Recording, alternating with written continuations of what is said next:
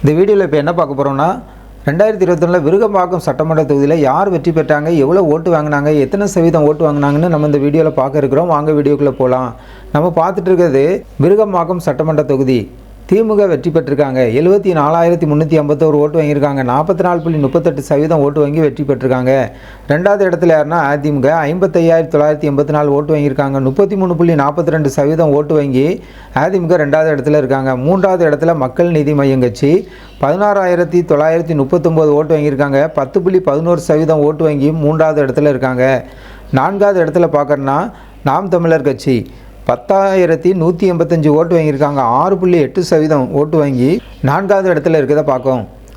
அதிமுகவுக்கும் திமுகவுக்குள்ள வெற்றி வாக்கு வித்தியாசம் நம்ம பார்க்கணுன்னா 18,367 ஓட்டு, 10.96% ஓட்டு அதிமுகவோட திமுக அதிகம் பெற்று வெற்றி பெற்றிருக்காங்க. 2021 பதிவான வாக்குகள்னு பார்க்கணுன்னா 2021 1,67,524 ஓட்டு பதிவாயிருக்கு.